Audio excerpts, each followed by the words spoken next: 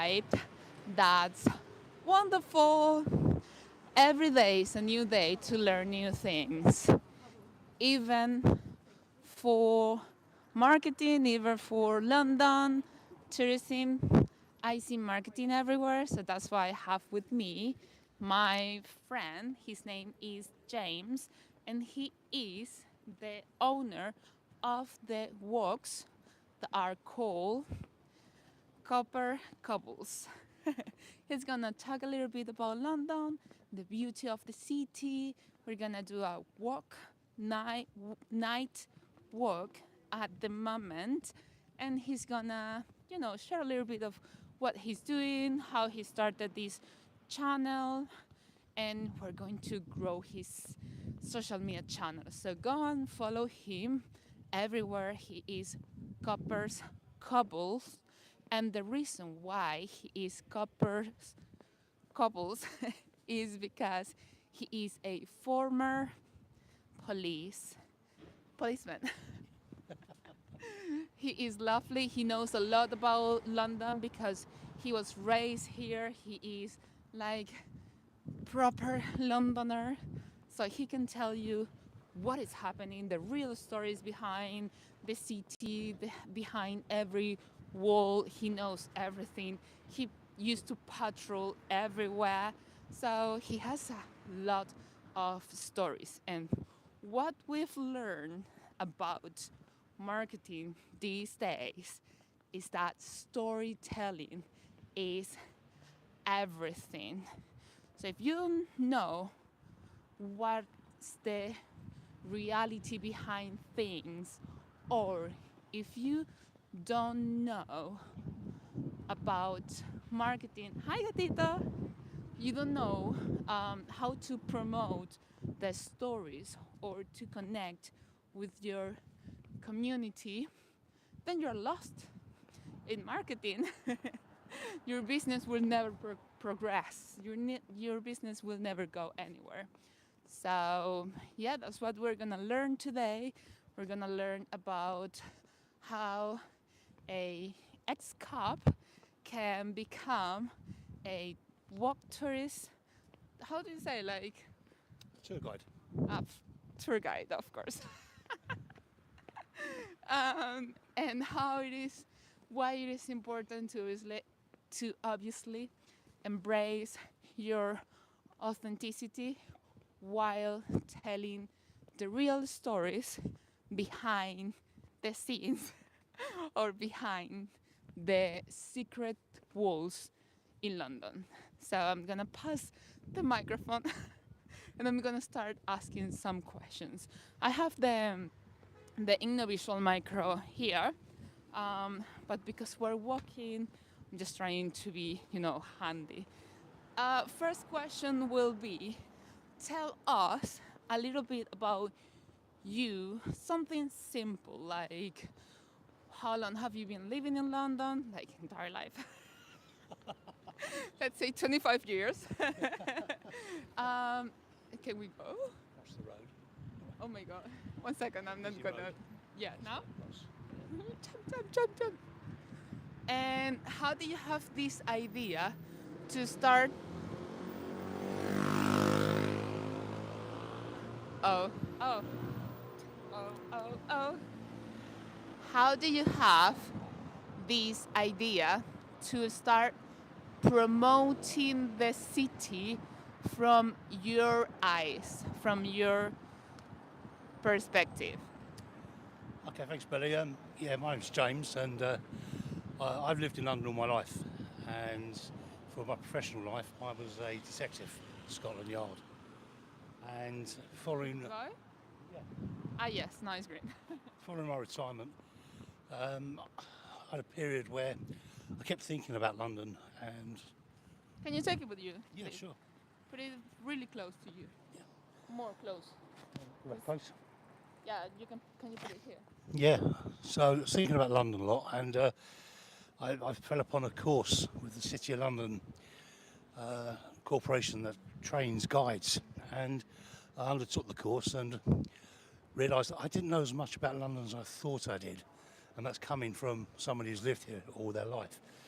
And that course gave me the energy to do even more research, and I went off and got trained up in the city of Westminster, and before I knew it, people were actually asking me to take them out and explain London and talk about my former career. So it's been a slow thing to develop, but it's so enjoyable because I realise I play a part now in telling London's story and helping people learn and understand what this wonderful city has to offer.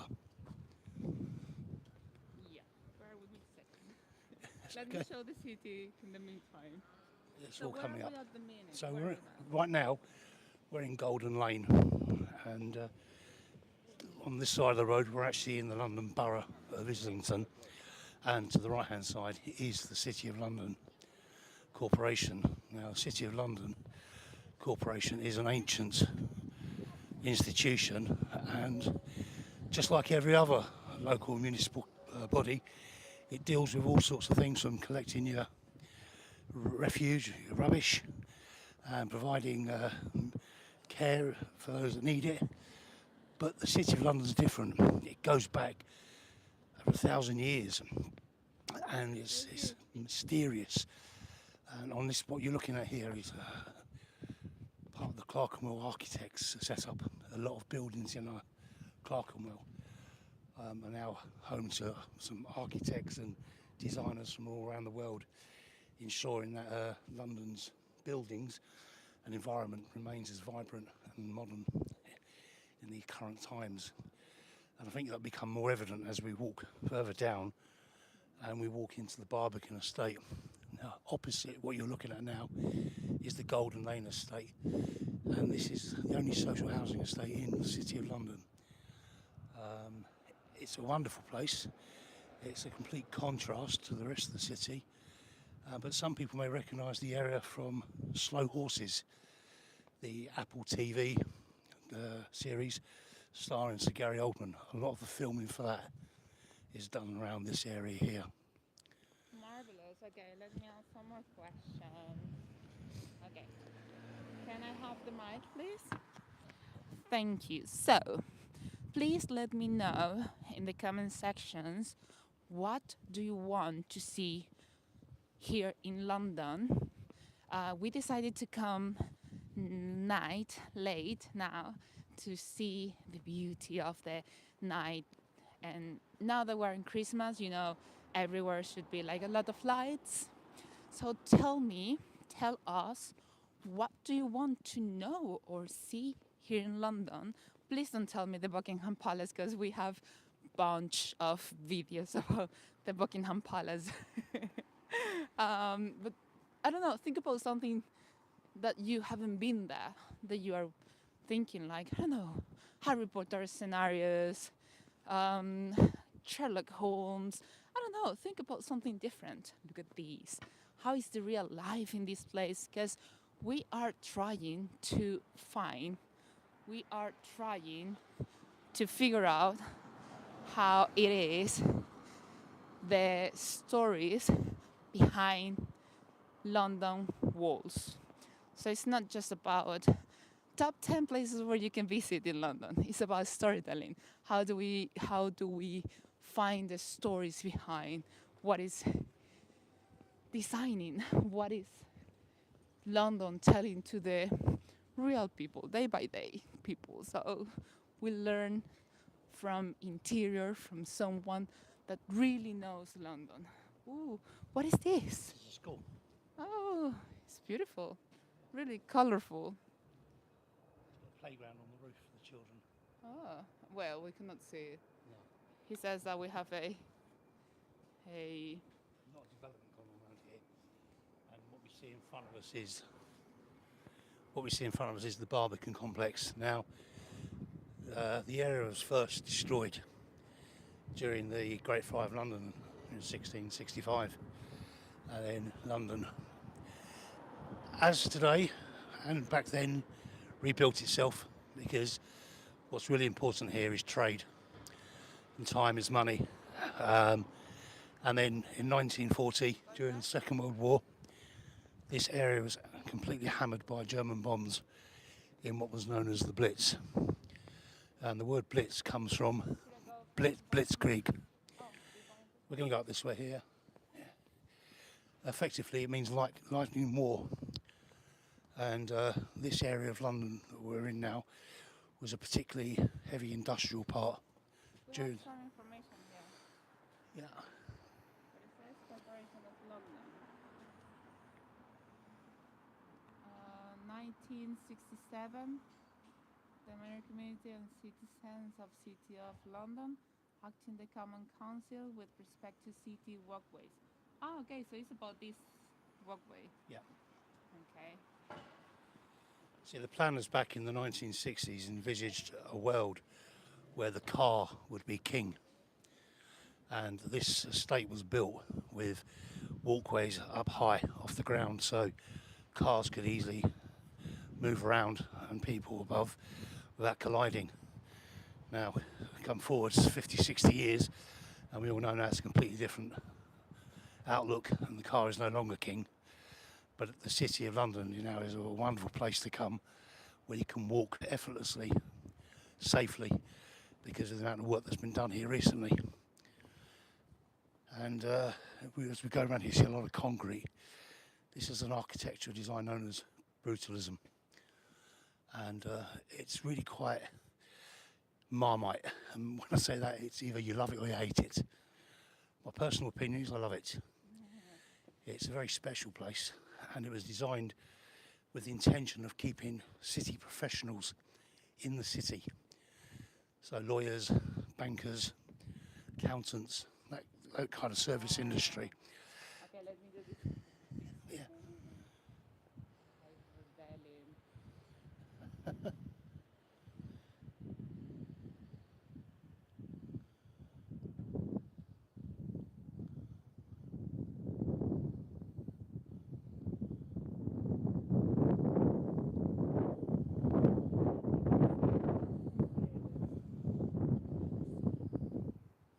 So beautiful.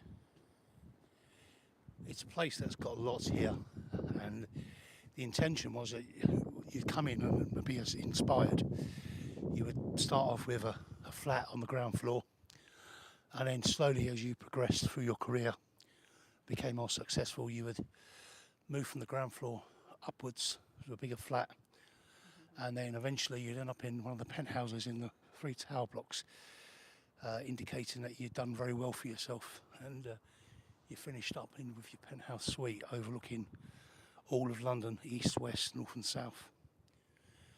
Also in the complex there is an entertainment sector where you've got music halls, cinemas, theatres, and just a pleasant place to come and walk. You know, you can circumnavigate this. It's about 3 kilometres, but it's 3 kilometres in the heart of the City of London where you're safe, away from cars, away from traffic, and also away from any trouble, because it really is a safe place to come. During the daytime, there's some fountains and some ponds where you can feed fish, you can grab a coffee, and just come and reflect on your day, reflect on life, make some plans, and get your steps in. So should we carry on and we'll see what else is over the other side of the Barbican. Definitely. Can I have Yeah. the mic Yeah. now? Okay. So I'm gonna put it here. So you can now talk like this Okay. from now on. Wow. Let me grab this. Yeah. So for all of you that has been joining so recently, what we're doing right now is to show you the storytelling tactics and strategy of how to promote the London city in a different perspective.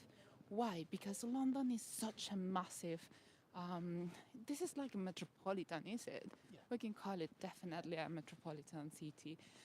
And, oh, welcome. Oh, that's so cool. We have a new member. Ah, that's great. Thank you. Thank you. So, wow, look at this one. This is beautiful. So yeah, we want to show London from a different perspective. James has been living in London his entire life. He's a former cop. Wow, this place is beautiful. And he is now becoming a tourist guide. So he is showing London from a perspective that is not the common thing that you want to know, but probably you visited so many times. If you have been in London, for sure you've been in the Buckingham Palace and you know what it is, and I love it, and I will go there every time. But what about the rest of the city? This is massive, and there's a lot to tell. There's a lot. Oh, someone said, I love Barbican. This is amazing, by the way. Oh, thank you very much. It's a fantastic venue, location, and it sits on the edge of the City of London, for those that are unaware. So essentially London is effectively two cities. It's the City of London and the City of Westminster, with surrounding metropolitan boroughs. And if you break them down, the oldest of them is the City of London, where we are now. It's over 2,000 years old. And it was the place where the Romans first turned up. And after being here for some 400 years, they built a wall, and that wall surrounded what is today the City of London. And the Barbican sits at the northwestish of that site. And Barbican is actually a word for outlying fort. So in Roman times, this would have been an area roughly where the Romans had their soldiers ready to guard and attack and prevent any unwanted people coming in. When they left, it was left empty for a number of years before the Saxons came in, and eventually they turned it into the area of London that they chose to, and then it's evolved ever since. The wall no longer exists in its entirety. If you walk around London, there are various spots you can still see remnants of the wall, but a lot of damage was done during the Great Fire of London of 1666, and then again during the Blitz. And what we're seeing today is actually Blitz damage. All of this area was completely lost to German bombs. And after the Second World War, decisions were taken to build this residential complex with the intention of people who worked in the city, professionals, bankers, lawyers, accountants, architects, living here in the City of London. And the cars were parked below the surface, walkways lifted off the ground so you didn't come into contact with the cars, and you started off from the bottom and worked your way up to the top, reflecting life. If you look at the architecture of the Barbican itself, it's actually built like a Barbican wall. Like the casements there reflect an old castle wall. And just beyond the towers there, you'll see the working city with the modern skyscrapers of glass and steel sitting nicely amongst the Barbican, which, as I mentioned earlier, is of brutalist architecture. A truly wonderful place. And just to add context to the history, just over here and in a slight distance is the ancient Smithfield Meat Market. There's been a market on that site for nearly 1,000 years. How old is this construction? The construction we're on now is 1960s. They started the redevelopment. What about this one? Yeah, these are 1960s. No way, look at this, from the 1960s. It's a special place. As I said, you either love it or you hate it. I, of course, love it. It looks amazing. Got some lovely gardens there people come and sit in, and ponds over there with well-stocked fish. And those familiar with the series Slow Horses, they'll be familiar with the sites here, because this is the site of Slough House. And what is that you have already? What is this? These are just part of the modern buildings that come and go it's like 30 years now. Buildings in the city now have to submit planning applications with plans of how they're going to deconstruct and demolish. So these one are just offices? They're just offices, yeah. Do you know what kind of business are those? Like It's, administration? it's going to be mainly the service sector, the financial services, legal, and insurance. That's the big push from the City of London. This is a completely different London to what you'd expect over in Westminster, where you have Royal London, Buckingham Palace, Downing Street, Houses of Parliament. This is the ancient part of the city, but there's a great amount of power here, and this is where the money's made. This is where you've got the narrow alleys and the real stories of bygone age. The city of Westminster only really started to develop in the mid 1600s. I love that Paris studio. Look at that. Some of the Gosh, how much do you think that it costs to live in here? You've got to be on a good wage, that's for sure. I haven't seen the latest figures, but you're looking at the million mark plus, depending on the size and location. Clearly, a penthouse suite at the top of Shakespeare Tower is going to go a lot more than one down on the ground. That said, just to your right here, there was a 4-bedroom house which sits just by that playground, which is on. It's a 4-bedroom house down there. There is a YouTube channel of it when it's for sale, and I believe the figure they were seeking was over 4.5 million. It sits just where you see the sign there for the corporation. Someone asked how much is to live in one of the flats.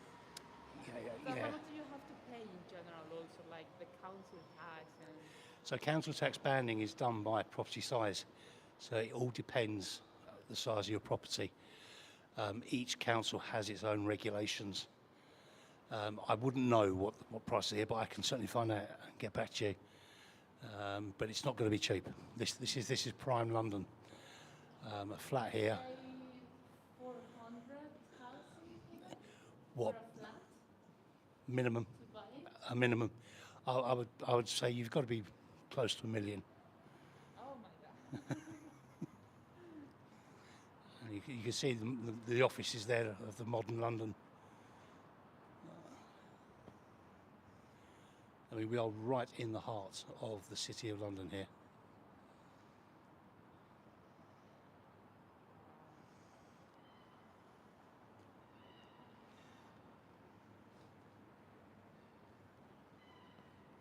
So we're heading towards a roundabout where the former Museum of London used to be. That now sadly is closed, and very soon the new London Museum will be opening in Smithfield. But what's significant about it, it sits on the site of the former Aldersgate. London had 7 gates that surrounded it and secured it. Whatever you see is like beauty. Everything's so beautiful. It's touched. We're getting ready for Christmas. Of course. Where are we going now? We're going to cut through here. Okay. Okay, Let's this just- is a massive. Just that building moved a tremendous mass of money. Someone said that. Skip. Just that building moved a tremendous amount of money. Yeah, that's just that one flat or one house. It's actually below our feet where we're standing right now, that 4-bedroom house. And that would have been 4.5 million, and that's about 2 years ago. So Can you tell me the most important story behind this? Something key that you say, this is the most crazy story that happened here. Like murder or I don't know, something fantastic. Like you can hear ghosts at night. well, you can certainly, Unique. yeah, but just outside the Barbican here, you've got Christchurch Greyfriars, an old medieval church. And if you go along the passageway which links into the Barbican there, you may see the ghost of an English queen. An English queen that's buried in the graveyard there, an English queen who was part of a conspiracy to murder her husband, Edward II. And he died in the most weird circumstances He was in a castle outside of London, and the Queen and her lover, Mr. Mortimer, had decided that they were going to do their best to try and steal the crown. So they had him murdered.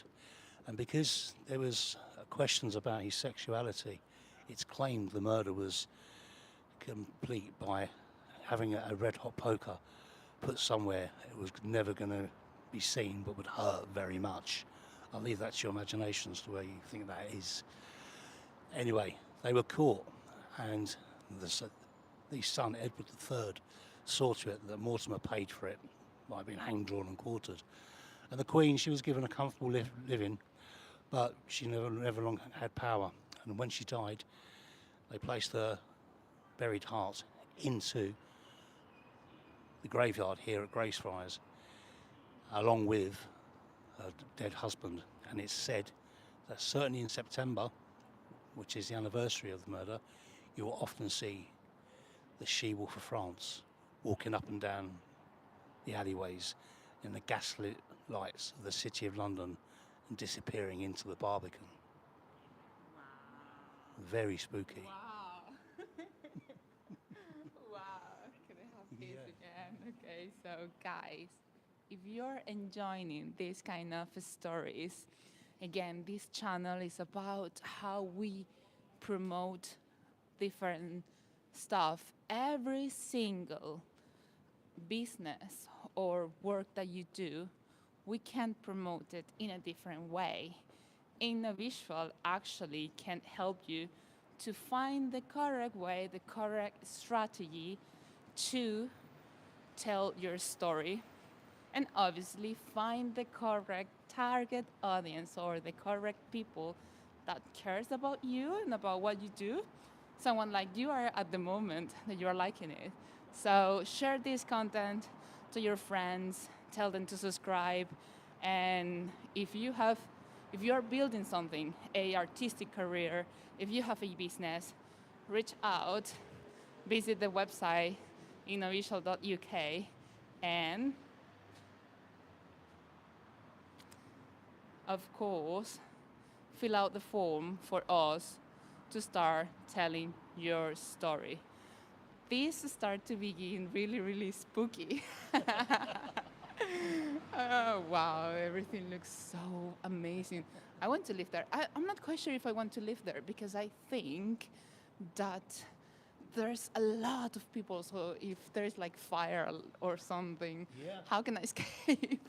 There's lots of fire exits. There's about 4,000 people that live in the estate, but there's lots of exits and entries, and there's not been too many incidents. It is a very safe place to live. It's clean, it's tidy, and it's very convenient if you work in the city because you're literally about 5 minutes from your office. So you cut down on your carbon footprint and also close to home, and makes it a lot more bearable. A great place. Come enjoy it. Come and see it.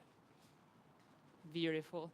Also, that's really important, the commodities, something that is helpful for you and something that is also helpful for the world. So you said something key in our channel, which is taking care about environment and cutting the footprint, the carbon footprint, because you don't have to use your car and drive from the surroundings or the countryside. You just can walk to your job. That's a key point, key unique selling point from these buildings. Look at this. Okay, now you can carry on with your tour. Sorry about interrupting. We're going to go over this way. Can you take this? Yeah, sure. Yeah, let me show you.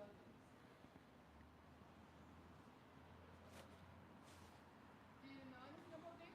It's a nice statue that used to stand at the exit and entrance to the old Museum of London. Just to your right there, you'll see where they used to come in and out. But as I said earlier, this museum is now closed, and a brand new one is opening very shortly in Smithfield Meat Market, and it'll be known as the London Museum. They've got some tremendous artifacts there, and absolutely, if you visit London, you must visit that when open because you've got 2,000 years of history and more, going right back to the Romans, the Dark Ages, and into the Saxons and the Normans and the invasion, and William the Conqueror, the Tower of London and London Wall, and then the Plantagenets and the Tudors. It's all here, 2,000 years of history beneath our feet. Wow. We have a really important question from our audience. Yeah, They ask, how long will we take him walking the entire Barbican? Like, that's a good question. So if you used to walk the entirety of it, you could spend all day. If you're just going to do the exterior, it's about 3 kilometres. So depending on your pace, you could do it in about, I don't know, 45 minutes. But there's lots of different walkways, and there's lots of other unexplored areas you could disappear into. There's also the Guildhall School of Music and other educational establishments in the Barbican. It's a very busy place during the week and also during the weekend because you have performances. It's got a great vibe. So we're going to go down the escalator here. So simple answer is as long as it needs to take, depending on what it is you want to do and what you want to see. I'm just going So we're taking the Cheats way down. We're going down the escalator. We're going to join a main thoroughfare now known as London Wall, and it's just a very brief moment away from the Barbican, and we've got something really special to show you as we turn around the corner. Something very old and something very famous that not a lot of people will know about, but we're about to show you that now. Okay, can you tell us a little bit about you? So, Yep. can you tell me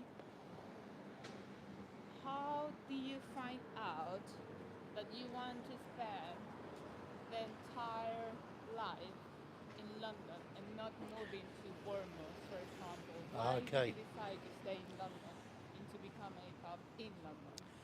Well, for me it was easy because I was born here and I grew up here, went to school here, my family's here, so it's my environment, and I always wanted to, from a very young age, become a police officer, and I fulfilled that ambition. And then being a cop here, I've developed through my career, first as a policeman on patrol in the West End, Soho, that's where I worked. Then I became a detective and worked in various branches, and I finished my career at the Counter-Terrorism Command at Scotland Yard. So it's in my DNA. My ancestral roots go way back, and I've actually done my DNA and other research, and I can confirm I am the first cousin of both Anne Boleyn and Catherine Howard, albeit it's 14, 15 generations ago. So I have a very strong connection to the city, albeit again, there are probably about 4,000 people who can have that claim as well. So we're going to turn right here, Maria, and there's something very special to show you just here. If you look carefully, you'll see something quite incredible.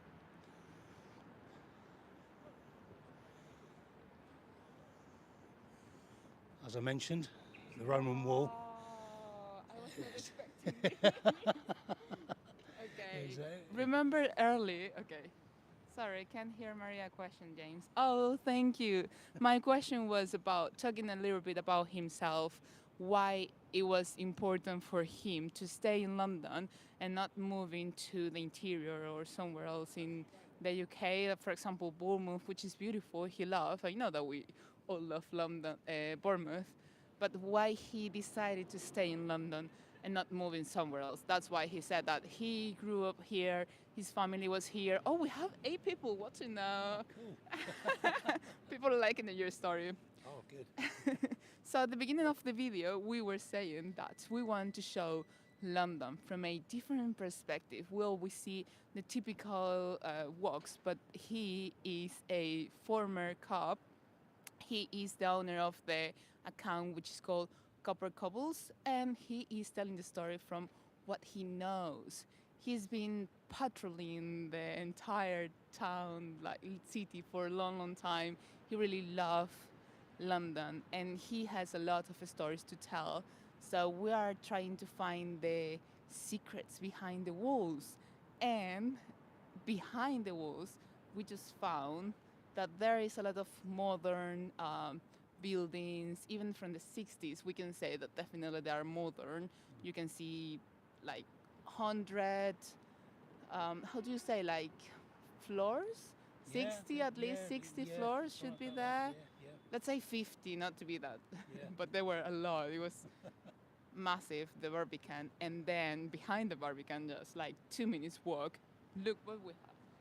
Look what we have in here. So, sorry, James, to interrupt. Can you please carry on telling us about this place, this place? So this is Noble Street on the City of London, and what we have here to the right is a portion of London Wall. Quite interestingly, this is the medieval wall. The Roman wall is further down, and the Roman wall is 2,000 years old.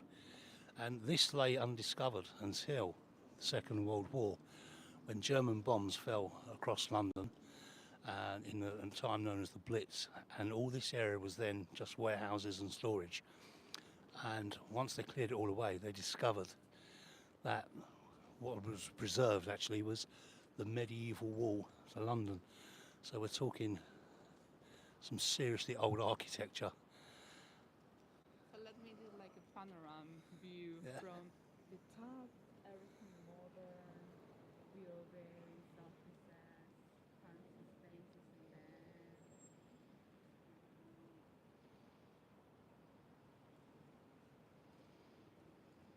Who built that? So it's an ongoing thing that began with the Romans, and over the years, as the Romans left and the Saxons came, various peoples over the times have developed and rebuilt the wall as it obviously fell into disrepair and decay. So bit by bit, we're left with what we've got today.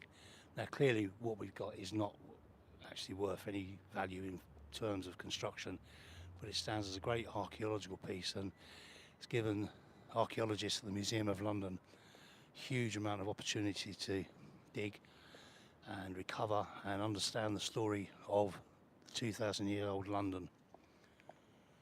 You can see the development engineering, the way the brickwork has been used here in the medieval wall, and as we move slower down towards the Roman section, you'll see it's more heavy based stone. And London itself is built on clay, so all of this stonework you see for the Roman wall would have been brought here more than likely by slaves from 2,000 years ago, and they brought that up from an area in Kent known as Maidstone, and it would have come up by barge from the River Medway along the River Thames, and then built the London Wall. Well, I have a question here. yeah. Thank you so much for the person that is asking so many questions. They want to know which materials they used. So the materials used initially was stone.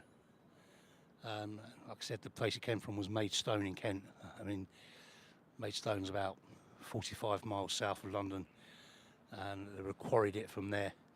A lot of the buildings that you see in London, just taking materials to a different level, are elegant, and they would have used Portland stone from that, and that's come from an area in Dorset, down in Portland Bill.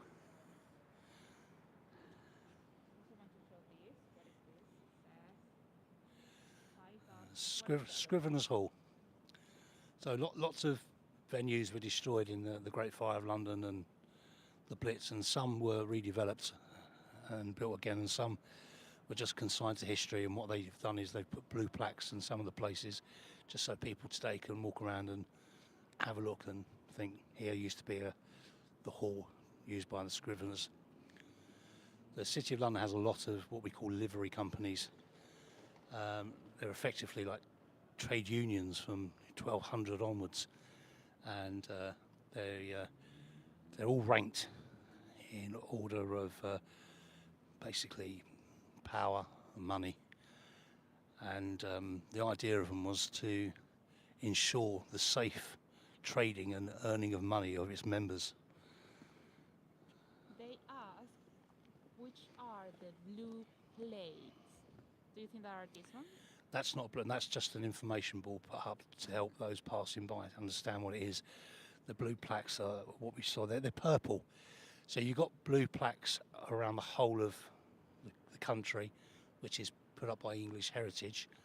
And they're different to these blue plaques, that blue stroke purple plaques that are put up in the City of London in order to remind people where certain venues, churches, halls were once sited.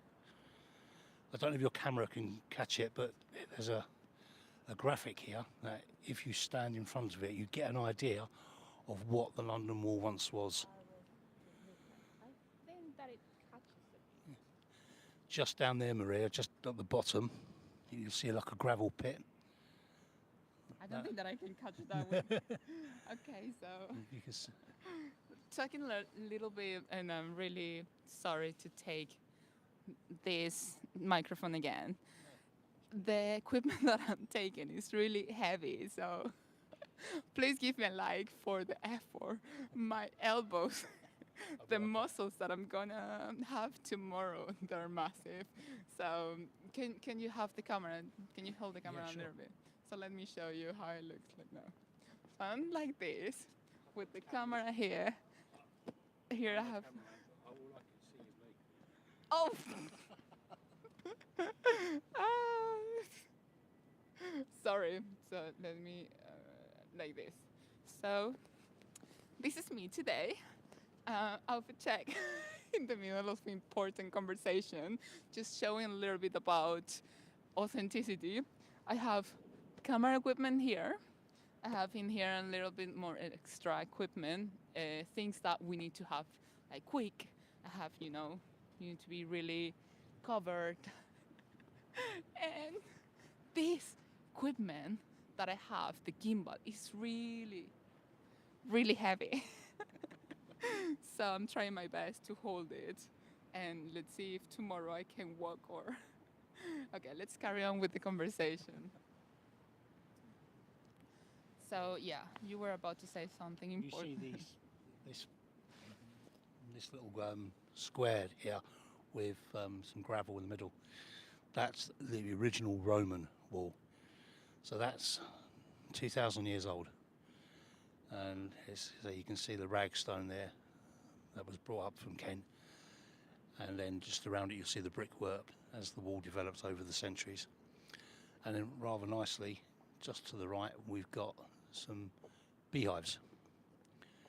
So it's really important that bees still live in the City of London, because there's a lot of greenery in the City of London these days. A lot of old churches that were once graveyards are now open spaces for people to go and sit in all weathers, really, to just enjoy the outdoors. And a lot of the new modern buildings that are being constructed come with roof gardens. Green is very important in the city, and the less cars we have, the more green we have, the better. Sorry, this contrast with the modern and the old city is incredible important. Can you Yes. tell me a little bit about how the government or how the UK is maintaining these kind of scenarios and avoiding having these massive conglomerators building next to this? So how can we preserve this kind of history? Yeah. So if you're undertaking construction in the City of London now, it's very important that you work with local authorities, and you're not going to be able to construct anything without first conducting an archaeological dig. And if you come across something of significant archaeological find, you have to deal with it. You can't just cover it over, dig it up, pretend it wasn't there. You've got to pay it the respect it deserves. And so it's incumbent upon developers now that when they do this, they work with the Museum of London and the City of London Corporation and preserve from the past, and if need be, leave in situ or removed to the museum. That way we get to benefit from understanding the past whilst looking at it, and then seeing the gradual progression, as you can see from here, from the Romans from 2,000 years to medieval to modern day London buildings are just here. It's collaboration, isn't it? I think is the key. You work together to achieve the objective.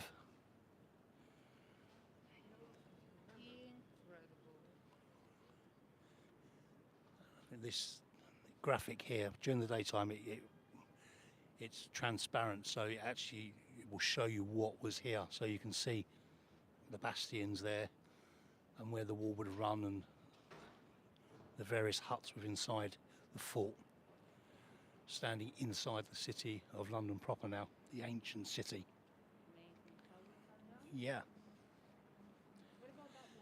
So that's a continuation of the wall. The wall wrapped itself around and carried on down into Greyfriars and then down onto Newgate, and where it turned left and down Old Bely into Ludgate. It's I'll get a map next time and show you a graphic how the London Wall was built and where it sat.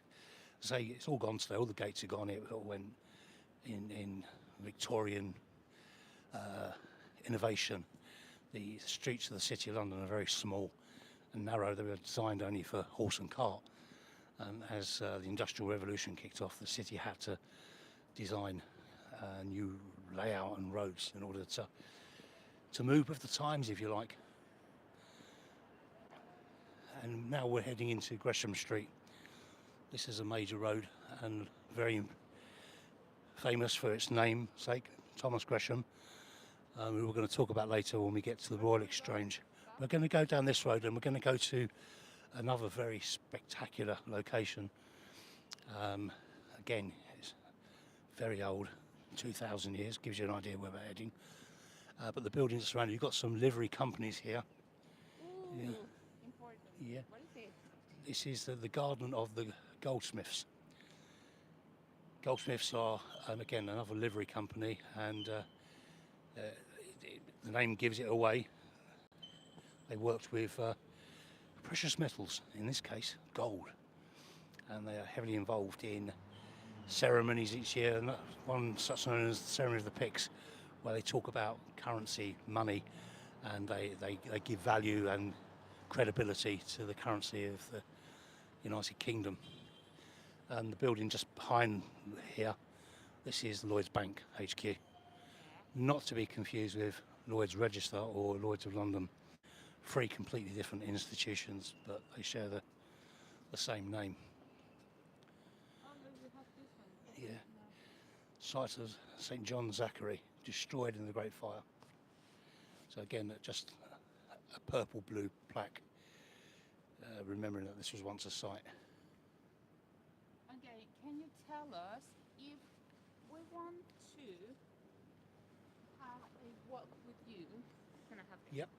So if we want to have a walk with you and book your services, how can we reach you out?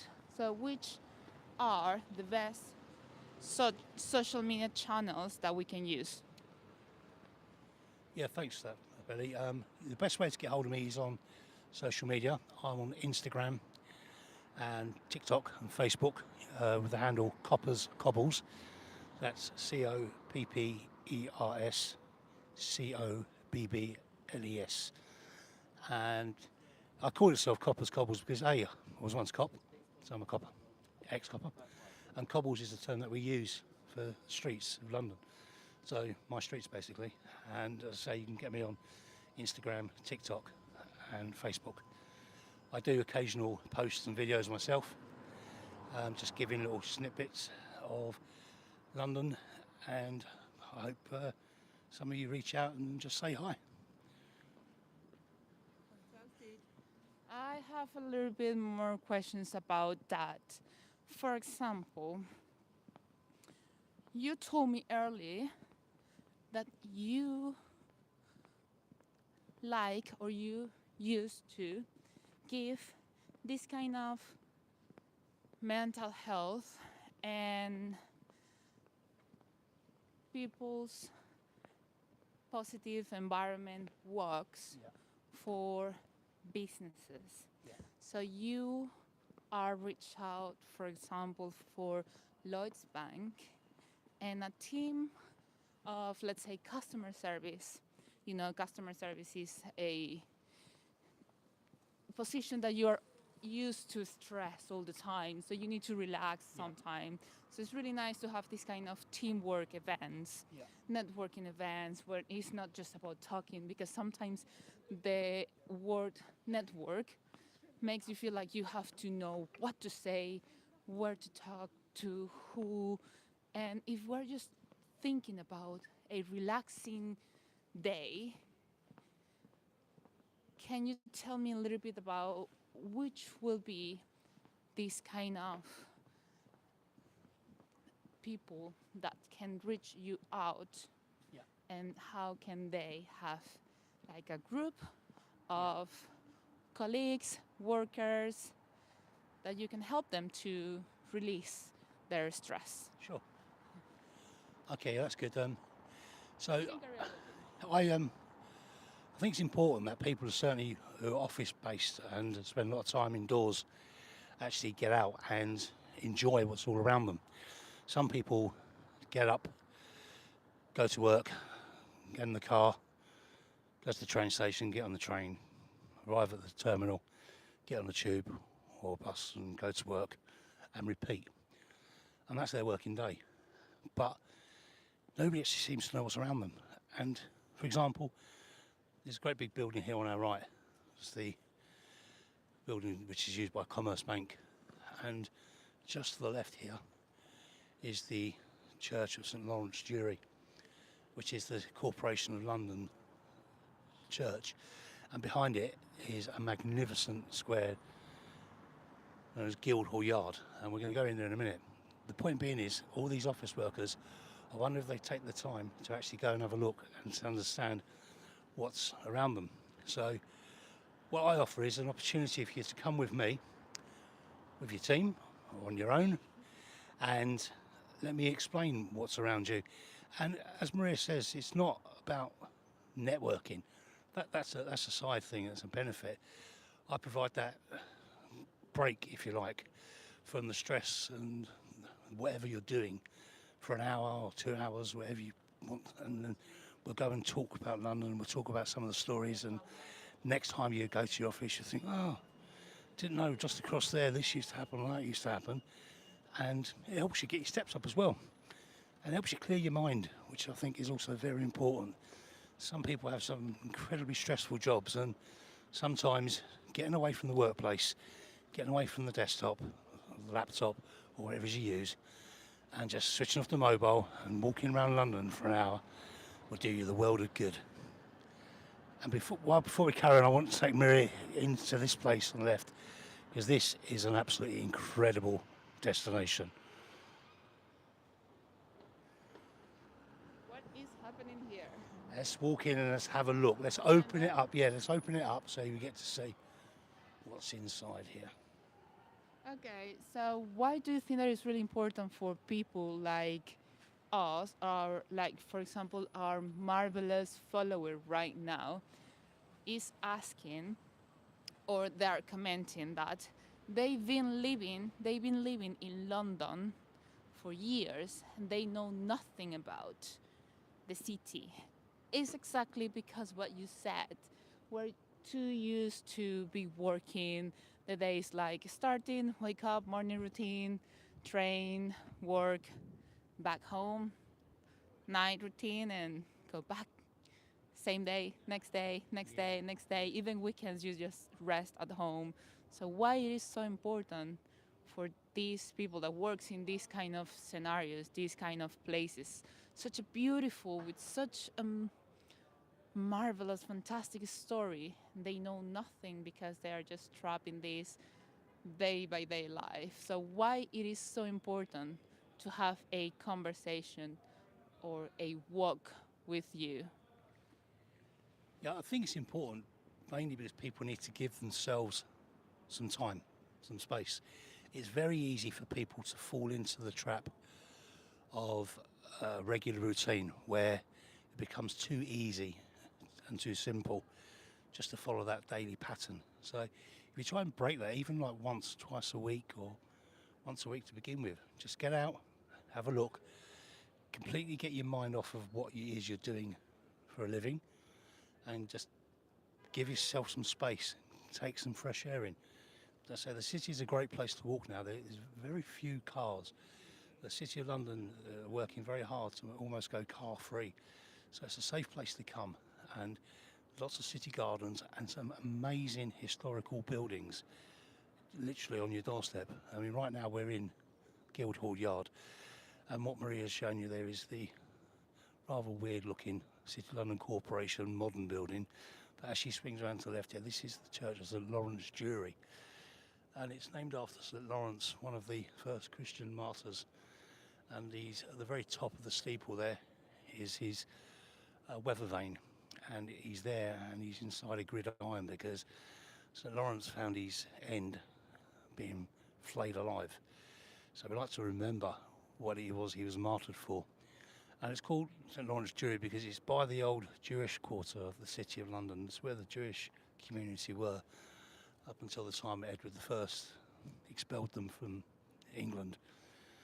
And as we swing around further, we've got there the Guildhall Art Library.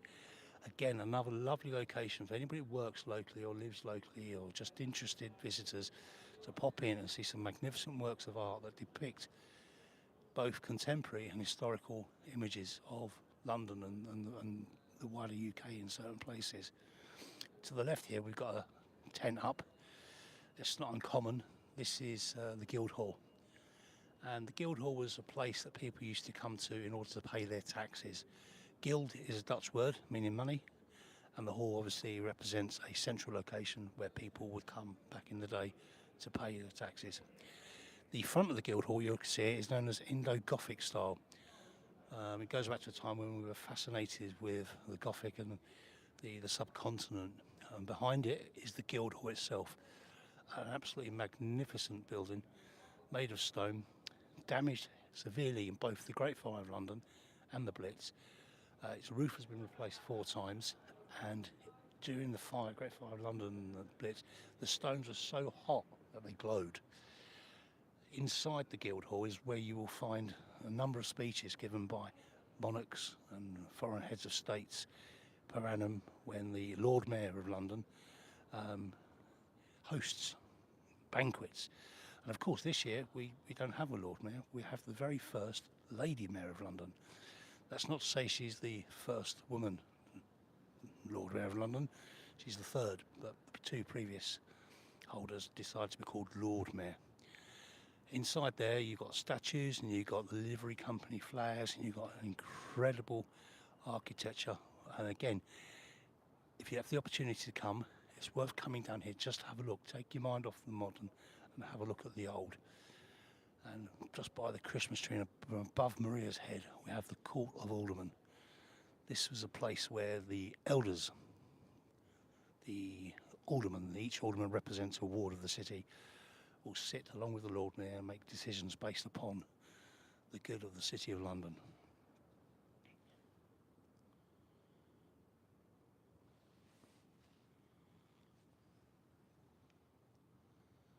All right, yeah, we can keep going. Keep going. We'll go through this way now. Okay, fantastic. We have another question. Yep. Can you tell us, because we can see a lot of concrete over here, what about the green space in London? Is London pure concrete, or do we have actually places like the Green Park in USA, in America? So where can we go if we want to probably see a little bit more of green? And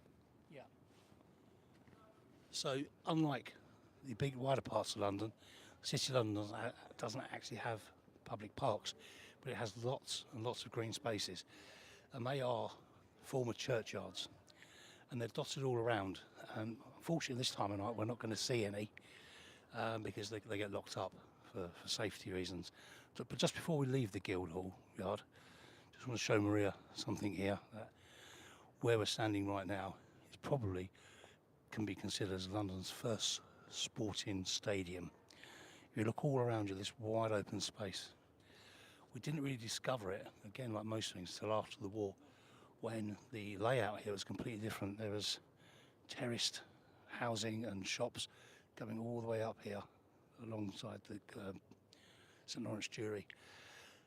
And then, like most things, redevelopment involves digging and archaeology, and they discovered that what we have here is actually the first Roman Colosseum of London, a sporting location, a place that Romans would have done their bear baiting, their executions, and their public displays of strength, with gladiatorial battles taking place. And if you look where I'm standing now, there's a black line, and this wraps itself all the way around Guildhall Yard to demonstrate the outline of what was once the Roman Colosseum here in the City of London. So a lovely wide open space. And if you do visit, go into the Guildhall Art Library and you go down into the basement, and you can still see some of the original construction of the Colosseum that was once here. The Romans, when they left London, took with them all the wood that was used in the construction. So we only have a very little bit left. But what is there is absolutely magnificent.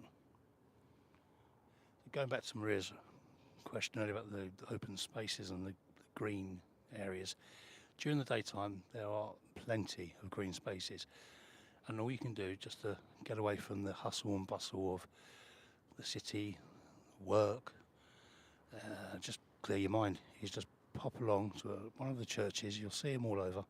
You know, Postman Park springs to mind, Christchurch Greyfriars springs to mind, St Dunstan's in the east. These are just a few places that are open, and you go along there and there's beautiful gardens, well looked after by the City of London, and seating and shade in the summer, because yes, we do have nice weather in the summer, and then in the winter we're somewhere to sit away from the rain, because yes, it does rain a lot too. So we're going to leave Guildhall Yard now. We're going to make our way ever so slowly through the old Jewish quarter and through some winding, narrow alleyways as we eventually pitch up at Bank Junction, which is the centre of the city. You can see the roads getting ever so narrower now as we head deeper and deeper into this 2,000-year-old city.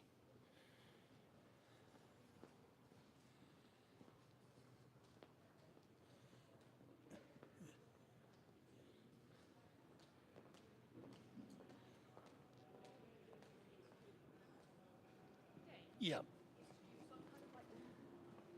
We're just doing a short walk just to show a little bit of what they can see and what they can learn when they are contacting you, right? Yeah.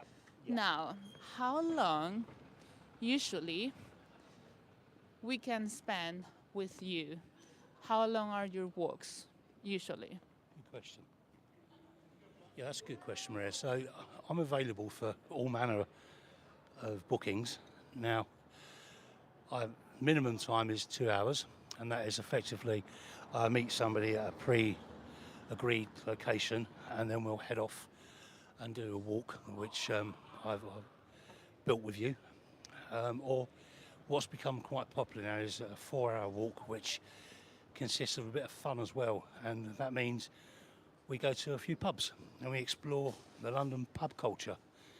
So we'll meet at an agreed pub, and I'll tell you a little story about the pub, and then we'll just walk off at a nice, convenient pace, have a conversational tone, and we'll discover some hidden gems in the city, and I'll tell you some stories about famous people and famous events, and then just because, you know, it fancies it, we'll pop into another pub. These are quite regular, and they're very popular these days, so you're very welcome to contact me and discover what I do offer in terms of the pub walks. Um, Additionally, if you just want a private walk for you and a friend or a partner, then they too are available. But again, contact me. I'm flexible and I can certainly make most things happen. So we're just walking through the old Jewish quarter. No, what's the question? Sorry? We have another question. Yeah. What kind of distance would you walk in 2 hours or 4 hours? Okay, so the question is, what kind of distance we'll walk in 2 hours or 4 hours? We'll cut through here, Maria. It really depends on what it is you're looking for. I, I, I bespoke things for customers. A 2 hour walk would probably be no more than say 2.5 miles. And again, a 4 hour walk, we could stretch to 4 or 5 miles if that's what you wanted to do. But again, most walks are between 2 to 3.5 miles. And they're all a very reasonable slow pace because there is so much to see here in the City of London. I mean, we've just walked from Guildhall Yard to Frederick's Place here, and there's so much I haven't told you about because walking around the City of London, every step, every stop is a story. And to get through it all, you've really got to come and experience it. Come and get the vibe, get the environment, and understand its ancient traditions, because right behind me there is the entrance to the Mercer's Company with the Christmas tree outside. The Mercer's Company are the number one of the livery companies here in the City of London.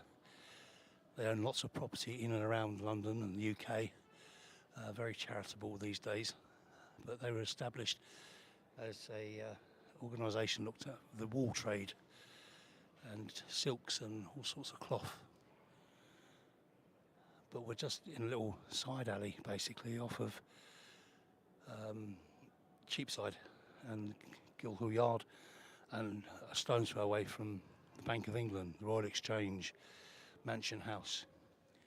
So the simple answer to your question is, it can be as long as you want it to be or as short as you want it to be. It's your walk. It's about you having fun, you enjoying it. So your choice.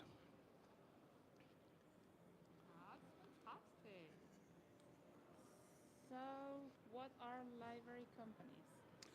Livery. Yep, so livery companies are ancient companies.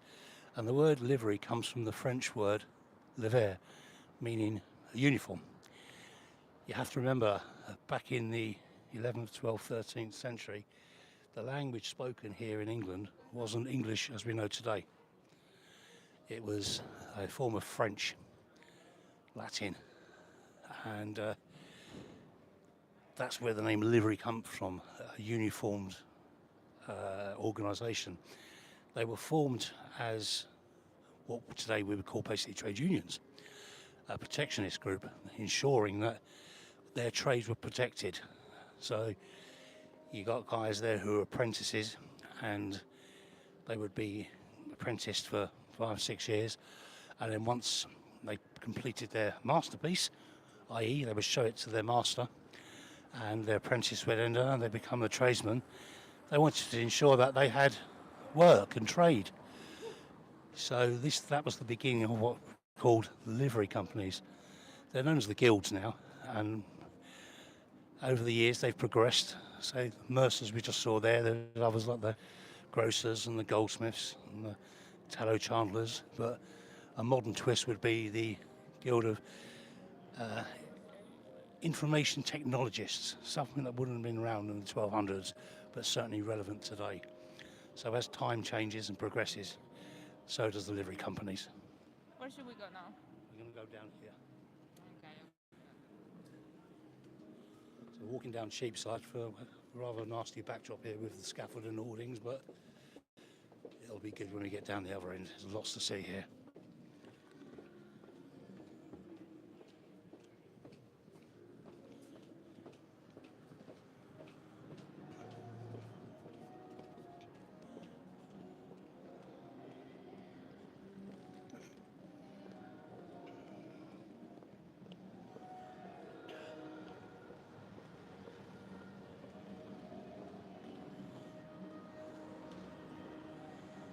So we're coming up to now what's called Bank Junction. But just before we get there, on the left here as we pass it, this is the Ned, one of London's finest hotels. Hang around here long enough, you'll see plenty of celebrities and rich people, because this is where they hang out. And if you're here on a Sunday and you want to indulge in probably what is the best roast dinner in London, I can't recommend the Ned highly enough.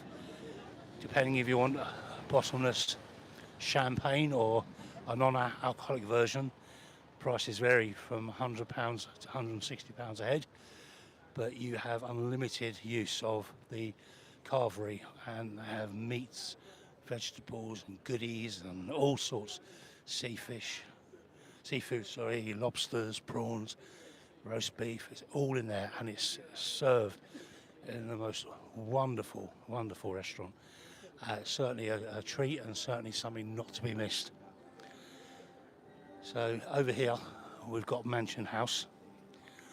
This is the official residence of the Lady Mayor of London,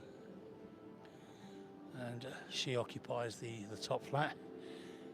And inside there we also have the wonderful Egyptian Hall, where the Chancellor will once a year give a statement as to the financial state of the country.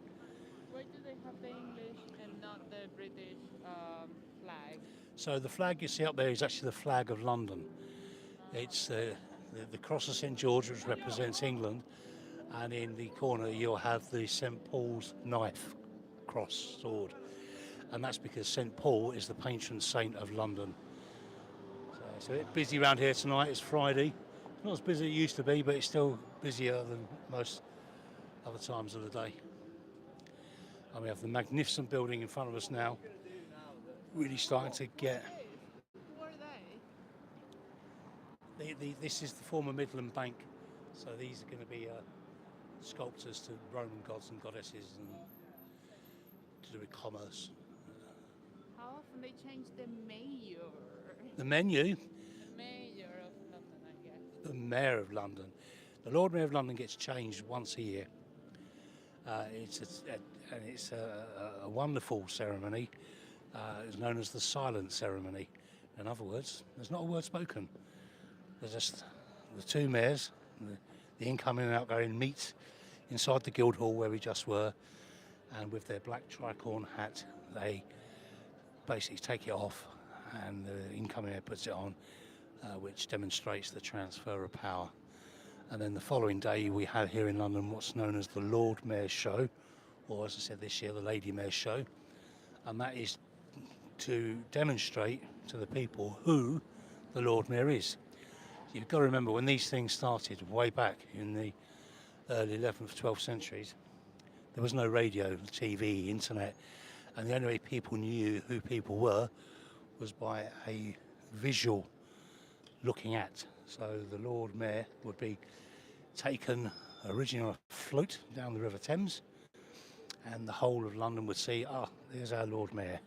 So that's where the term comes from, Lord Mayor's Show. It's not a show like a television show, it's a procession of the great and good, and nowadays charities and those doing the best they can for... Why are the undergrounds in here really small because of that reason? So this is the Bank of England, what we're looking at there, and the underground there is cut into the side. This is Bank Junction, and there are many entrances and exits, and it's just to help disperse people from the busy underground when they're coming up from work.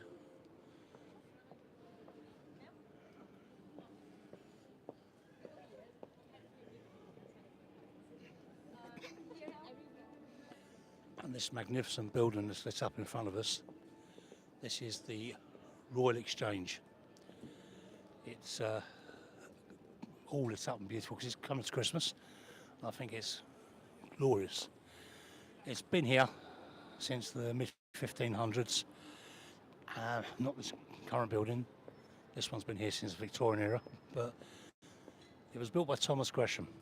Thomas Gresham was a London city financier who spent most of his time in Antwerp, and he built this on the understanding he was providing a covered area for business and trade to be undertaken. The idea being you go in there and you walk around and you do business by conversation, and then you agree whatever terms it is and you shake upon it, and then you come out and you go and ratify it. The first Royal Exchange was built by Gresham and then lost during the Great Fire of London. And it takes the name Royal because it was opened by Queen Elizabeth I. Initially Gresham intended it to be the Gresham Exchange, but Queen Elizabeth, being quite a powerful woman, was so delighted that she named it Royal Exchange, and who was Gresham to disagree with her judgment. The building over here that we're looking at is the Bank of England. There's a huge curtain wall wrapped around it, and it's where we hold the gold reserves. An interesting story about the Bank of England is it's never actually been broken into, or has it? There is a story, but to find out, you're going to have to get in touch with me. I'll tell you that story. Okay. I love that. You have to get in touch with me. How do they get in touch with you? Yeah, find me on Instagram, TikTok, Facebook, TripAdvisor if you just want to read about me. But if you want to talk to me, you can talk to me. I'm available. Just look out for me on TripAdvisor. Sorry, not TripAdvisor, Instagram, TikTok and Facebook. Copper Cobbles. Loads of details on there. Leave me a message, ask me a question, or better still, come and have a walk. Or better still than that, come and have a walk and a pint and learn about real London and what real Londoners do. It's good. It's a good place to be, guys. You'll enjoy it here. There's lots to see. It's quite safe. Don't believe everything you read in the papers. So we're going to go off now, just into the side streets, and we're going to be talking about what you did after you'd struck that great big business deal inside the Royal Exchange, and how Londoners would have celebrated. I think is the word to use. You've done a big business deal, yes. It's only one thing to do, isn't it? I think some fine food and drink would be in order. And let me show you where they used to go. Yeah, so today the Royal Exchange here is no longer a place of business as you would have thought. It's a high-end shopping mall. You've got the likes of Fortnum & Mason there and other high-end retailers. It's no mistake, high-end retail here is in the middle of the City of London. We are, after all, in the middle of where the money is, right next to the Bank of England. Oh, it's many, many billions and billions and billions safely stored. I have some questions here. Yeah. Why do we have two mayors? Why do we have to? Okay, good question. How do you pronounce mayor? Sorry? How do you pronounce Mayor. Mayor. mayor? Just, Mayor. if you're posh, you might say mayor, but we normal people would just say mayor. So the City of London, which is the very small square mile, the ancient place that we're in now, has a Lord Mayor.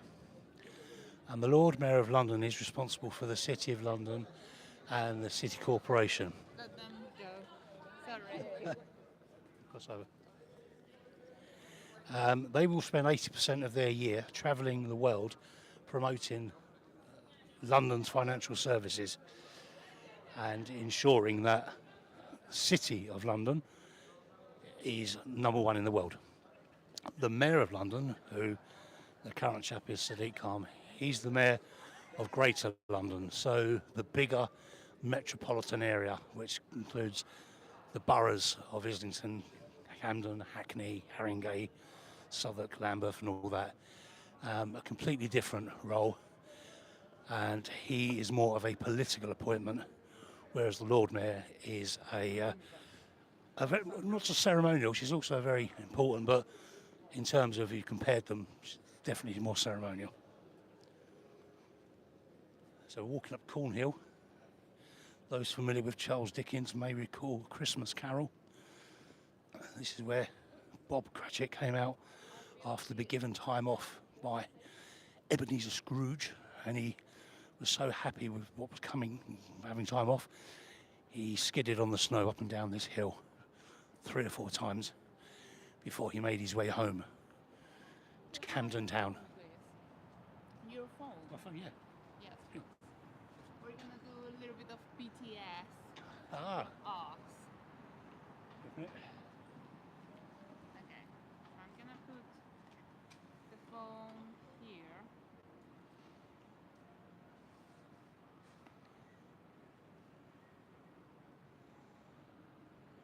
We're gonna walk from here to that. Yeah. Maria's teaching me much here. So. Go a little bit further. Okay. Now, yeah. Okay.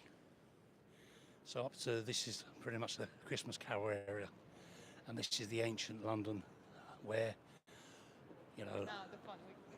Let's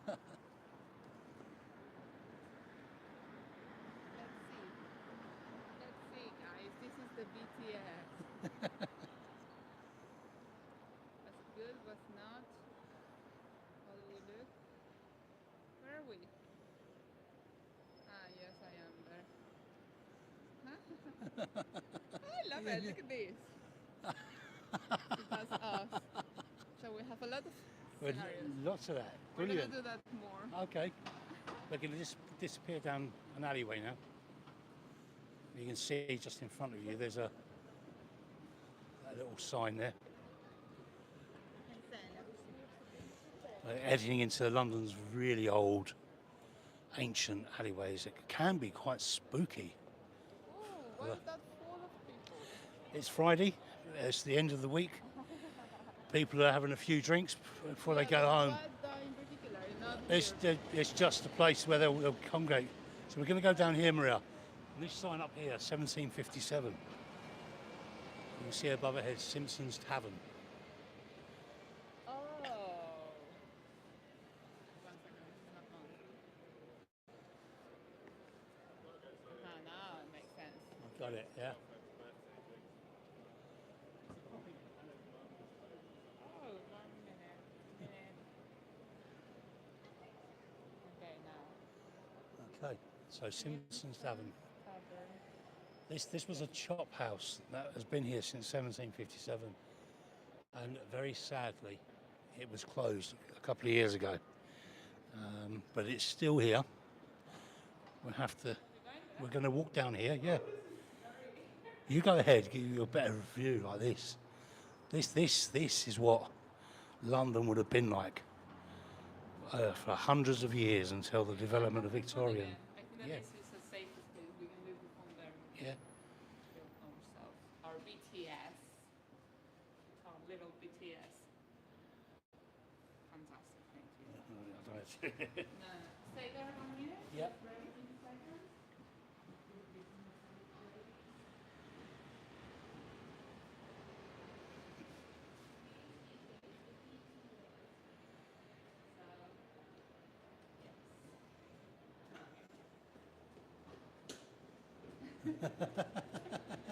Yeah. So after that deal being struck at the Royal Exchange, you would have made your way into one of these areas and you would have found yourself an establishment just like this, Simpson's Chop House. And if Maria gets the opportunity a second, she can have a look through the window and she'll see how the layout is.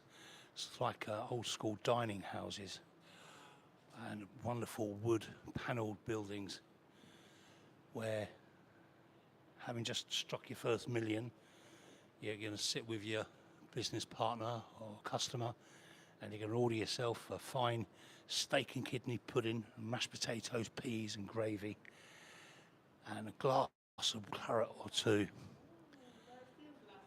Yeah. And you'd get the obligatory offer of a sausage, which most people would take. Now, sadly, this venue was foreclosed, and it was a legal dispute that went on for a couple of years, and it truly is a real shame that it has closed. But he's going to reopen. There is a local firm that have taken it on. I understand they're going to try and be sympathetic to what it wants, because the loss of Simpsons is a big loss in the city of London. I was very fortunate that I visited here a few times and had a wonderful time. The place you would come from like 8 o'clock in the morning having done early dinner, have a wonderful breakfast, lunch, and then you'll be home after 3 o'clock. It was a late house at all. But I'm sure more deals have been struck in this venue over the years than probably have done in most boardrooms. Also a place that perhaps Ebenezer Scrooge came to have his piece of beef after he gave Bob Cratchit the night off. Who knows? Only Dickens can tell you that. And there's enough Dickens go through the alley ahead. Yeah. Suck in the atmosphere of old London. You can imagine the boys ferrying into paper and notes in various trees.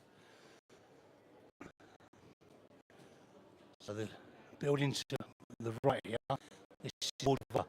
Dickens used to stay here and Dickens used to eat here. And his family still come to the George and Vulture each year to have their family get together. Very familiar, George and the Vulture. Pickwick papers were written here. And again, this is a true representation of where we are now, of the environment that the City of London would have been pre-Victorian and the Industrial Revolution. These would have been the sizes of the streets. And why it is important that we understand and learn about the history behind London and this kind of old places, because many people complain that the, I don't know, let's say the Crown or London, we want to try to figure out why it's important for the world to know that this story is building what we have right now in the economy. So London is London because of this. The UK is one of the main economies in the world because of this that happened before, because the Crown did the piece, because something happened, because there is a lot of history behind everything and stories to tell. And that's the reason why it's important for us to learn from the past. that's a very good question, Maria, and I think you hit on a couple of very important topics there. I think what's key to remember is the City of London, the corporation estate, is actually older than the current monarchy. When William the first arrived here in 1066, the City of London was already in existence and it was trading. It was trading because of London's geographical location on the River Thames. And I just said there, William the First, and I didn't call him William the Conqueror. And there's a good reason why he wasn't called William the Conqueror. It's because he never conquered the City of London. He came here and he was met by the city elders on the city wall, which was already constructed, like the Roman wall was already built and they were already trading. And instead of coming in and destroying everything like he did elsewhere and everywhere he went, he struck a deal. And the word deal is important in the City of London because it's what it's all about. And the deal was basically the city obtained a charter for him. And the charter basically said, carry on doing as you're doing. I won't get in your way if you don't get in my way. But the condition is you pay your taxes. And as long as you pay your taxes, we'll be fine. Now, William understood the importance of money, and the City of London knows how to make it.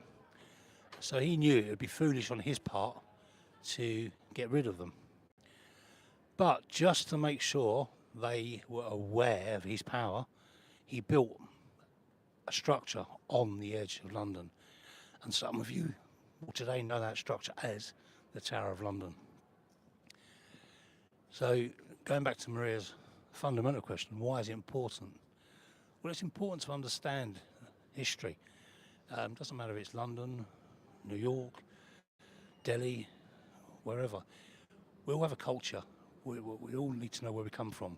Change and progression is good, but we need to know where we've come from, why we are who we are, what made us what we are, and learn the mistakes of the past. And as we build and move forward, ensure we don't make those same mistakes. And we can only do that if we reflect, look back, and learn the good bits, and the bad bits we put right. So we're just walking out now into Grace Church Street, and I've got a wonderful surprise for Maria coming up now, as we're about to head into what was once the Roman Forum, but today it's known as Leadenhall Market, a wonderful Victorian venue, and also the entrance to Diagon Alley for all you Harry Potter fans. So we'll come over this way, Maria. We'll cross over to the left where that bus is, when it's safe to get across. Okay, so where's the road? We're going to cross this road when it's safe to do so.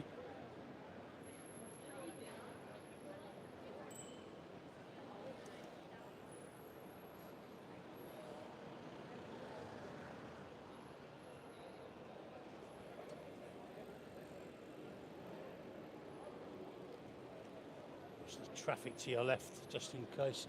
These bikes are everywhere now. This is one of the busiest thoroughfares of the city. Okay, count of three. 1, 2. 3, let's go.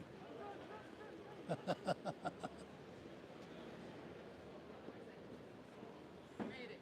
We made it. Oh, it's this one. That's pretty, but we're going to another bit. Oh. If you think that's pretty, wait till you see what's up here. Something completely different. London is really starting to get ready now and embrace the Christmas spirit. Lots more people out. It's end of the month, payday for some. So disposable income. Black tie affairs, track suits, and we turn now right into Leadenhall Market, and Christmas is here.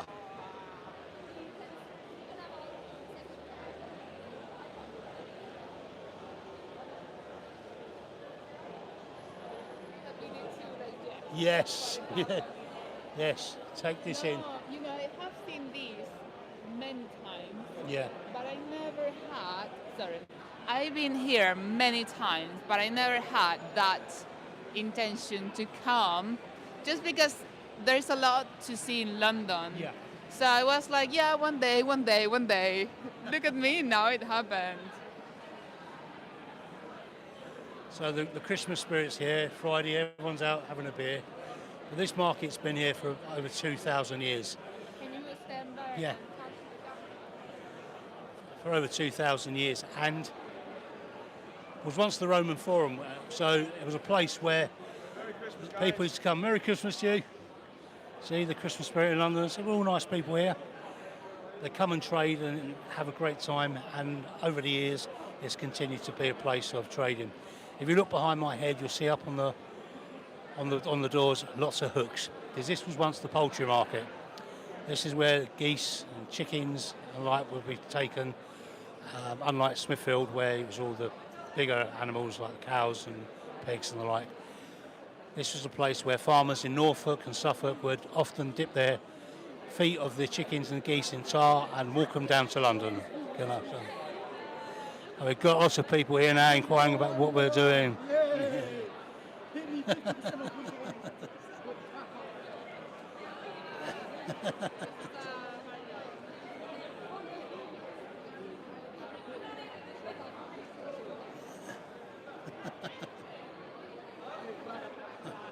Cheers, guys.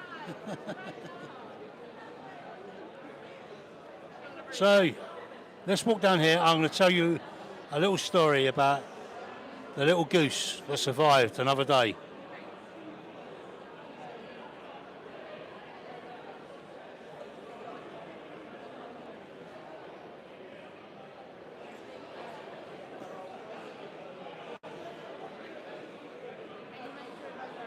Yeah. So this market, covered market, was built by the same chap who built Smithfield and the famous Tower Bridge.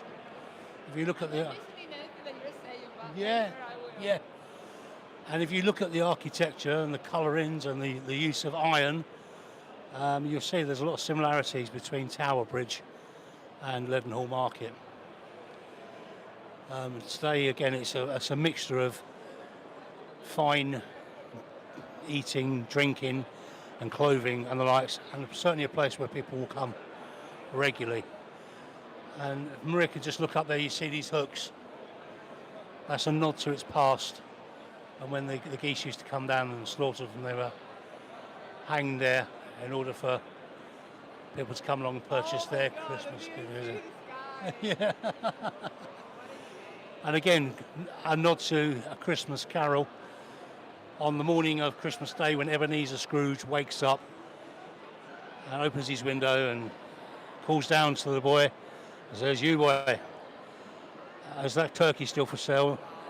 He's referring to Leadenhall Market, where the turkeys and the geese would have been here on sale. Now, I said I was going to tell you a story about the goose that got away. Well, very quickly, I'll give you the abridged version. From here, Yeah. look at the cover. Little Tom came down from Norfolk. His feet were covered in tar. He walked all the way from Norfolk, and he was waiting here to be slaughtered and then going to be used for someone's Christmas dinner. But he got away. He managed to escape the executioner's chop. And in the spirit of Christmas, in the spirit of good tidings, the executioners decided it was a good thing to give Tom the opportunity to live. So he lived out the rest of his life as the mascot for the market here, and today we remember him by the wine bar here is known as Old Tom's Bar. So we'll carry on through these crowds around this Christmas tree, and we're going to go from Victorian. Yeah. You manage it?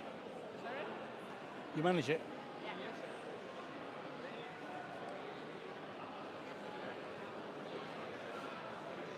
So we're going to go from Victorian splendour, gorgeous architecture, and a place of entertainment and socialising, to a place of futuristic buildings and a place of absolutely work. So much so that the building was designed in order to prevent any breaks in the work.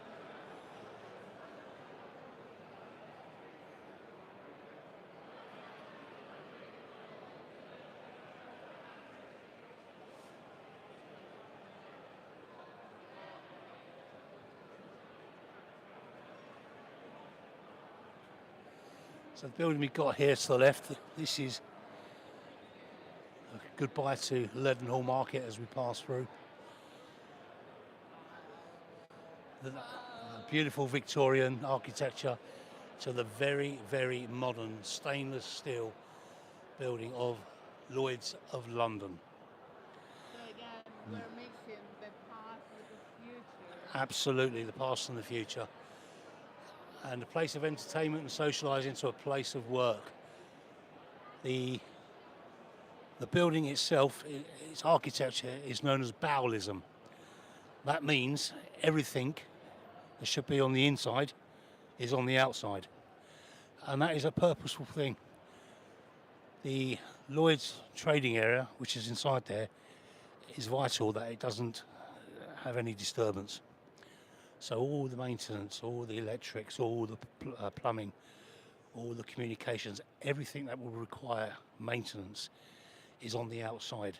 So the trading floors and the offices don't get disrupted by any unnecessary works that are going on.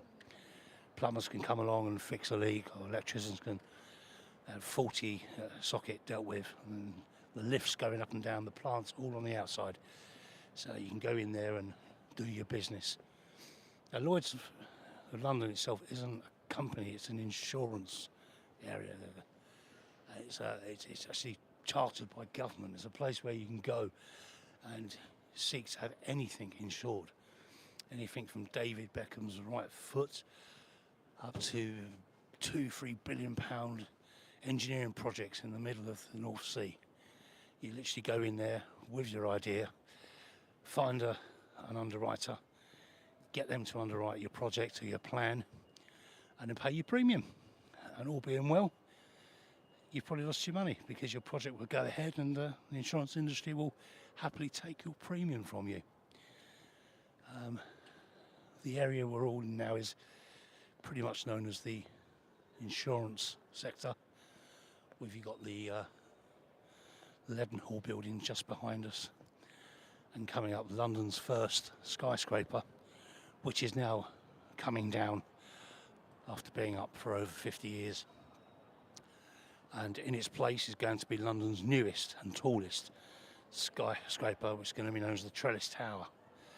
It's going to be as tall as the Shard is on the south side of London, over in London Bridge. And once they get this down, construction's due to go on and be complete shortly.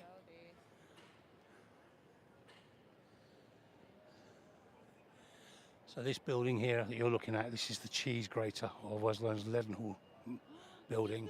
This is the thing that everyone talks, like Yeah. the trading thing. This is it. This is it, the cheese grater. And if you look at it, it's got a very weird looking design.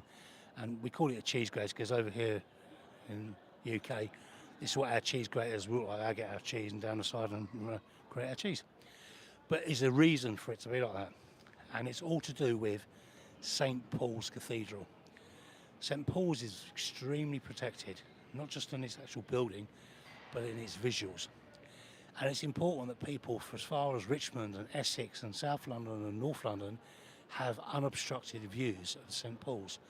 Therefore, it's been legislation in existence to prevent developers building anything that might obstruct that view.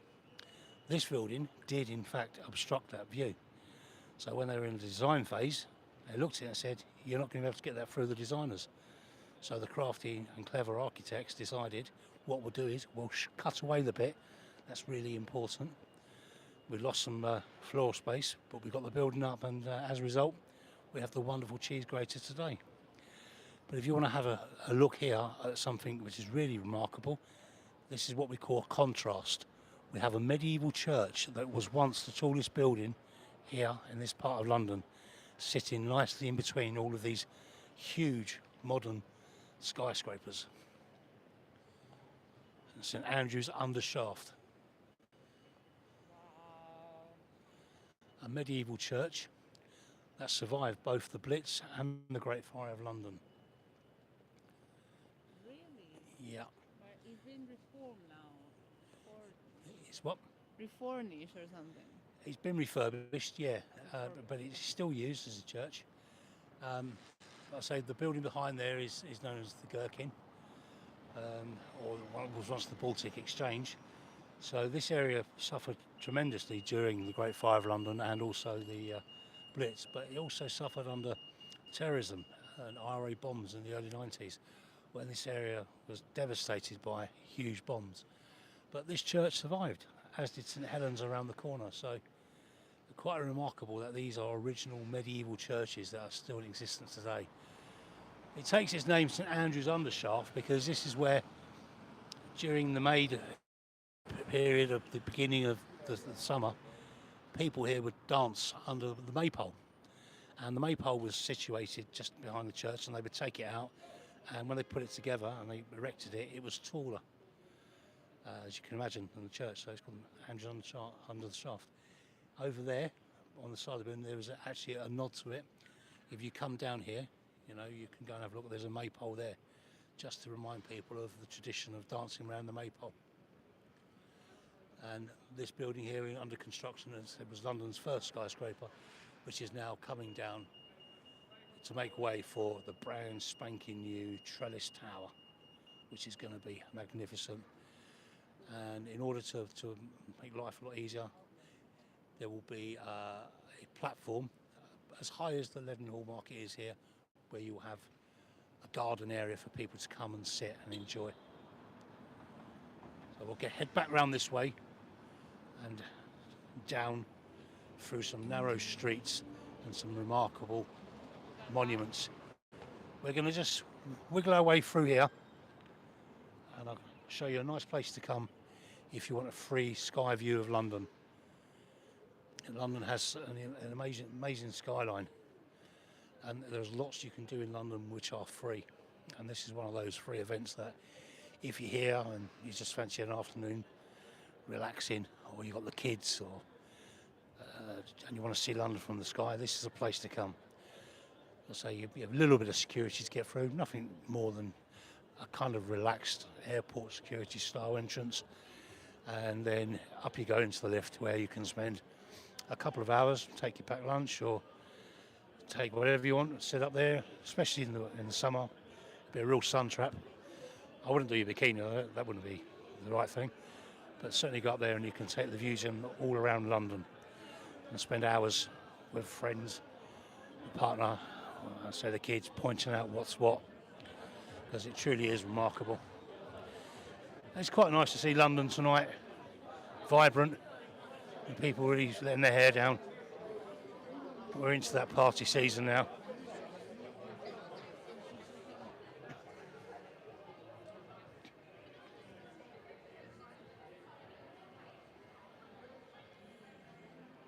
So if you look up here, this is the building I'm referring to. At the very top there is a sky garden, which is free. Oh, I've been there. Yeah. No, I've been in the other sky. The other sky garden at the walkie-talkie. Yes. Yeah. Actually, invite. Okay. Can you take this? Actually, we have a video in this channel in there, which is the Sky Gardens, because obviously one of the reasons why I opened the channel is because we want to embrace our authenticity and demonstrate that we can go and show places that people have seen, but we can see in a different perspective. That's why the reason why we're doing this today. And check in here, you're gonna see in here is the video. We were there, we were showing you that we started in Victoria Station, we took the tube, we arrived to Bank Station, and then we walk, and it's a very nice walk, it's a very nice place, and inside is a free sky garden, and the view for the entire city is magnificent, so go and check it out. Now, let's carry on.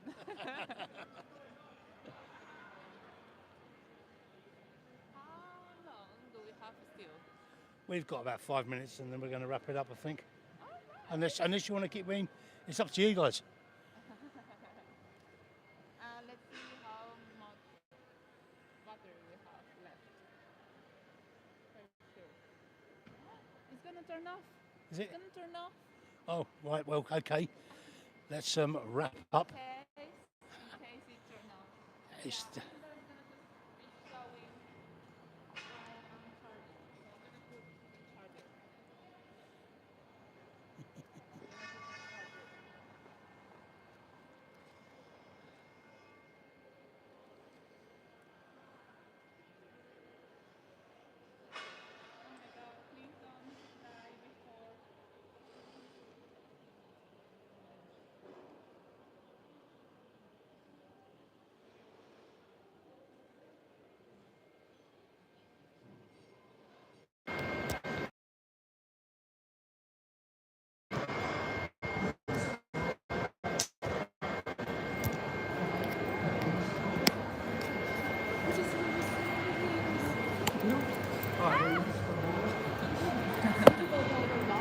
Okay, I'm just gonna put this here like this.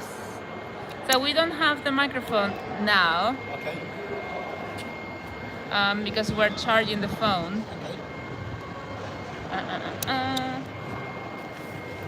So yeah, you can help me with this now. I can take this now. Let's just gonna enjoy the view, guys.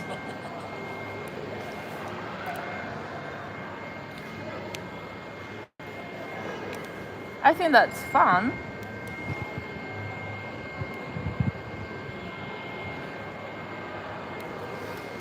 Oh, it's good that we check it before that the phone is not turning off. Just in time. That's fortuitous.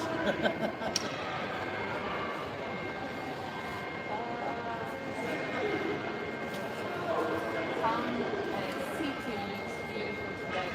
I didn't used to say town because Bournemouth is a town, That's right. but now This- we're not saying city. Yeah, this is the premier city as well. See, just see what I'm doing. What happened? What she said?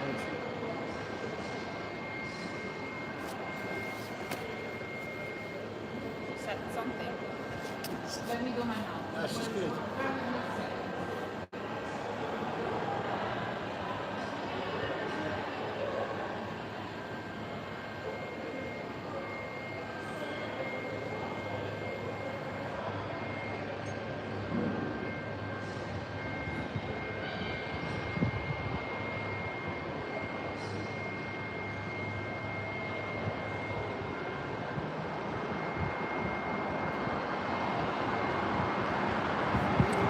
So it's good. Good. Spicy. I'm glad. Okay. Let's go. Let's go.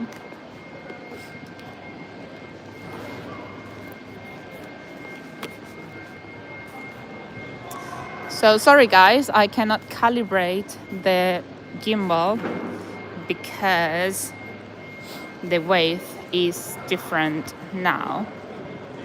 Because I'm gonna be charging the phone. Ooh.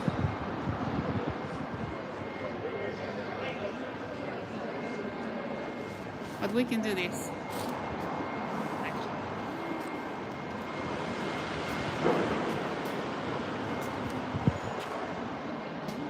I'm gonna try it again.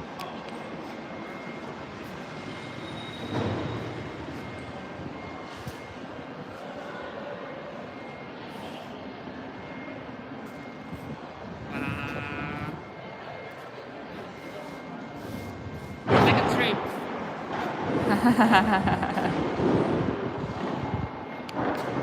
Let's go.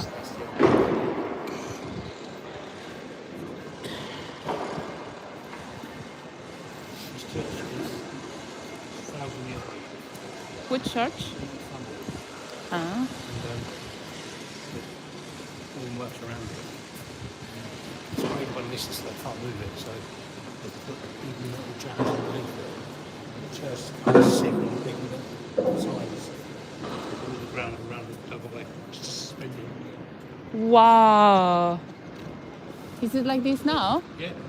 Oh, so he said that the church is suspended in the air because he is on top of some platforms, I guess. Like metal. They're excavating it, yeah, all the ground under it. They excavated everything underneath. They're not allowed to move the church from its original position. Why? It's a great one listed. Why, sorry? It's a great one listed, so when a building is very important, Uh-huh. it's great. Heritage. Ah. That's a great one. Uh-huh. So it's a great one.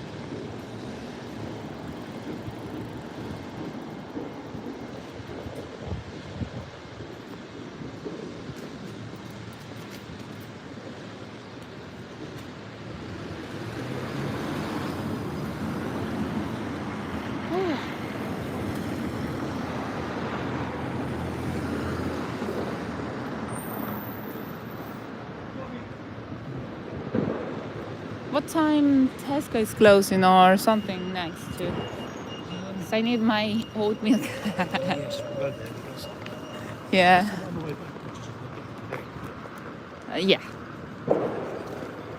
And I won't lie, I think that I want a chocolate. That's okay, River. Just going to here into the town under this, and then that's all. We can spend hours, there's so much. So, Of course. what time do you go? Time. Yeah, this is just snippets. Yes.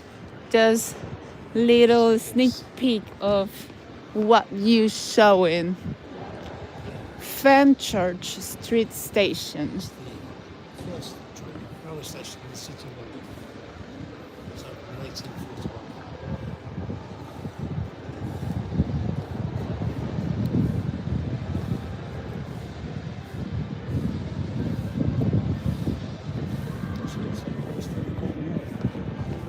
Yes. What's the link of